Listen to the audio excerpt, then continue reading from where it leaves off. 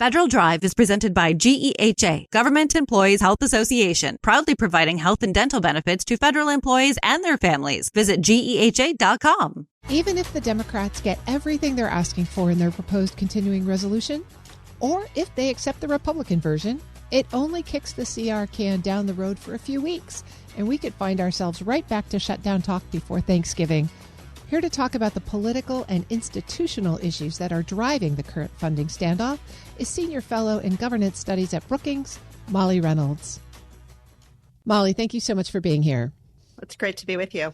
You have written quite a bit about this pending shutdown.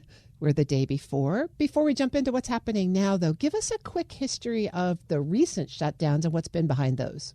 Yeah, so the last 15 years or so of congressional politics has been marked by consistent threatened shutdowns as we approach the date when a current funding measure expires, and occasionally actual shutdowns. We've had two long shutdowns in the last decade plus, one in 2013 and one at the end of 2018 and the beginning of 2019. In both of those cases, we had a faction within the Republican conference in Congress who had something that they really wanted to get out of the shutdown. The 2013 shutdown was around funding for the implementation of the Affordable Care Act. The 2018-2019 shutdown was around President Trump during his first term, his demand for funding for a physical barrier along the southern border. So that's a little bit of the history of the actual shutdowns. And again, our appropriations process has come to be marked by consistent threats of shutdowns, even when we don't actually see them. Well, this time around, it seems to be the Democrats who are forcing their hand. What is different about this time, and what are their key issues? Yeah, so Democrats find themselves at the moment in what we might call the deep minority, which is to say that they don't control the House, the Senate, or the White House. And they are facing both a president, an administration that has been aggressively intruding into Congress's own turf in the spending space, and also a lot of political pressure from key constituencies within the party outside the chamber to kind of put up a fight against a president of the other party, and a president who many voters feel like is, doing lots of unlawful aggrandizing actions in office. So let's take that institutional perspective first, the intrusion of the executive branch into congressional authorities. Why are only the Democrats raising that as an issue? So I would say Democrats are raising it loudly and publicly. I think that there is some Republican unhappiness, particularly in certain corners of the Republican conferences in the House and the Senate, with what the administration is doing. I think you see it in particular on the appropriations committees in the two chambers. But Republicans don't have the same incentive to kind of shout about it loudly and publicly and in a unified way, especially because in a number of cases throughout this year, when a Republican member of Congress has been upset about a particular action the administration is taking in the spending space, they've been able to sort of go directly to the White House and say, hey, you want to close a weather station in my district. You want to cut off funding for public radio stations that serve tribal communities. Can you fix that for me? And that, for some members, has worked. And so if you think that the way to solve the problem is to just kind of go around Congress, you don't really have the same incentive to try to unify as a group in the institution and use your collective power to push back against the executive branch. That is a fascinating description. The Democrats have also put on the table health care reforms. Tell us about those particular concerns. So the biggest thing on the table in the healthcare space involves subsidies for individuals to purchase health insurance on the individual marketplaces that were set up by the Affordable Care Act. Several times over the past several years, Congress has made those subsidies more generous. They are the last step by Congress to do so sets to expire at the end of this year. So potentially millions of Americans, when they go to sign up for coverage for next year, will find that those coverage rates have gone up and that they will be paying more for health insurance. Democrats really wanted this fixed in the large One Big Beautiful Bill that got passed earlier this summer. That did not happen. So Democrats are really pushing now to have it included in a measure to keep the government open because, again, if they don't do it soon, folks will later this year find themselves facing much higher premiums when they go to purchase their health insurance. I'm speaking with Molly Reynolds. She's a senior fellow in governance studies at Brookings. Well, let's keep on that thread for a minute because it seems, again, similar to the institutional issue, this should be a problem for Republicans as well. Many of their constituents are the ones that are going to find themselves paying higher premiums. Why wouldn't they get on board? It is a problem for Republicans, too. And you've heard some Republicans say, we should fix this. Maybe we don't want to fix it in exactly the same way Democrats want to. But then their response is we should fix it, but we shouldn't make it the price for keeping the government open. This is not a hostage that Democrats should be taking in an attempt to get us to concede as a way to keep the government open. Keeping the government open, their argument goes, is a fundamental responsibility of Congress. And, maybe we should fix this issue with the ACA.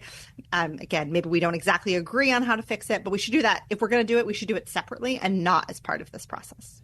So as we've talked about institutional issues, political issues, healthcare issues, what are the risks for the Democrats of being seen as the party that is pushing or owning the shutdown this time around? Yeah, so I would say two things. One, in general, we don't have great evidence that it ever really helps the party that causes a shutdown. They often get blamed. I think Democrats are hopeful that the circumstances would be different this time. But it's hard when you are the party saying, like, we're going to shut down the government in a broad sense. That's a hard case to make to the public. You might have in your party some key constituencies who are excited about that. That's, in fact, part of, I think, the challenge for Democrats here. They're trying to balance a broader messaging issue with demands from certain parts of their coalition. And then the other thing I would say that is particularly challenging for Democrats versus Republicans is that when you run for Congress as a Democrat, one of the things that you care about is making government work. Democrats believe that the government should do lots of things. They should do it well. That the country should spend money on those things, all of those things. Republicans ideologically don't all share that view. Many people in the Republican conference in the House and the Senate think the government should do fewer things, think we should spend less on public programs, think there should be fewer federal employees, all of those things. And so for Democrats to kind of be the ones engineering the shutdown, it goes against some core principles of the Democratic Party in a way that's not necessarily true for Republicans. And I think that's also going to be a challenge for them to navigate. Okay, Molly, you're an expert in governance. This seems to be a real governance breakdown here. How do we get out of this? How do we get it resolved? Is this pistols at dawn? I mean, how do we get folks back to the table to find a solution? Yeah, it's a great question. And as I said, our whole, last decade plus of the congressional appropriations process has been marked by sort of lurching from shutdown threat to shutdown threat with occasional actual shutdowns in between. And I think one of the big challenges here is that as Congress has started to do fewer things generally, as it's gotten harder to legislate on other things, these measures keeping the government open kind of become the only game in town. They're the only train leaving the station. So if Congress is going to fight about things, whether it's healthcare subsidies or immigration or big institutional questions about the power of the purse, if you think of it like a game of whack-a-mole, the continuing resolution is the only mole left standing. And so in some ways, the problems are run much deeper than just can we get members to compromise on spending levels. Well, even if we got a continuing resolution that prevented this particular shutdown tomorrow, we're really just kicking the can. We have not gotten the appropriation bill. So what happens next? So even if they manage to avoid a shutdown, we are only really talking about a continuing resolution that would run until later in the fall, which would bring us in some ways right back to where we started this debate, which is, how much does Congress want to spend on different federal programs? And one of the big things looming over all of this is the degree to which, since President Trump took office in January, we have seen the executive branch, largely in the form of the Office of Management and Budget, be very aggressive in choosing not to spend in accordance with decisions that Congress has made.